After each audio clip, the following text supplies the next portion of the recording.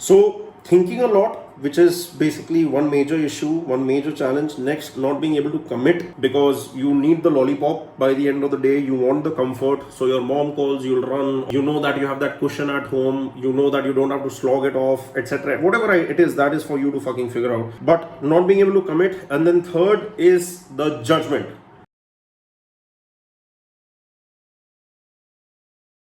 So, vocally, mentally, emotionally, shut up. Vocally, in what sense? When you're talking, whether you're talking to me or like your entire stuff, with the entire story which you told me, I'm hearing it obviously as a coach and as an empathetic person. I should hear it because I don't want to disqualify certain aspects that might be reasons. Whereas, even though everything which you said, if you could have told me in one sentence basically, that I'm just a piece of shit today. Like, I'm still nobody. I can't find anything that attaches meaning to my life. I can't face a girl. Basically, you're lacking substance as a man within yourself.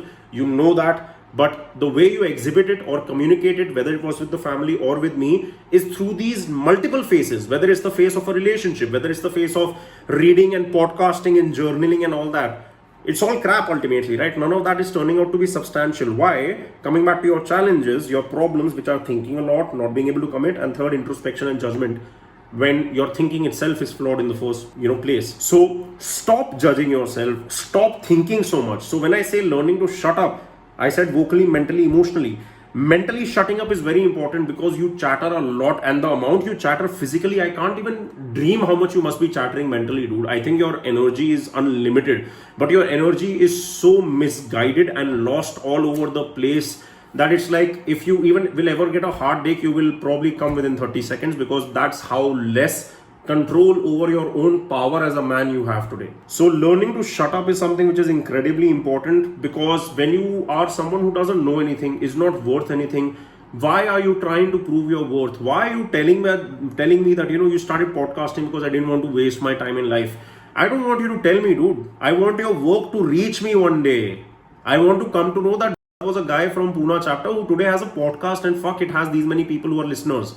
How will that happen if you shut up instead of telling it to other people? Just, in your own gufa, in your own cave, man cave, sit the fuck down and put in the work like the man in the field. Put in the work in silence. Fuck what they're talking about. Fuck what you're talking about. You're both nothing. The people you're listening to and the people you're trying to become, they're just other, algorithm machines and copycats. And you're resorting to those methods, which are also in a way lying to yourself, because you're not resorting to them with original intent. You're resorting to them thinking, yes, these are the solutions which are there in the market, that this is how a person is supposed to help themselves, and you are trying it out.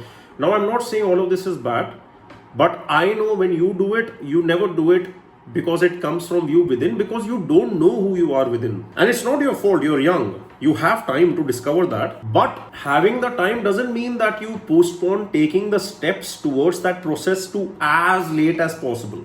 I know you are trying to do things just to fill your day up with some meaning, because till now you have not found what you mean for yourself.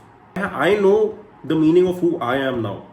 So I don't devalue myself to the level where, no matter how much empathy might be there or kindness might be there, it turns into a weakness. And it turns into a weakness even when we show it to ourselves. The way you are showing it to yourself now, right? That I realized that I was dragging myself down by putting myself in comparison with this woman.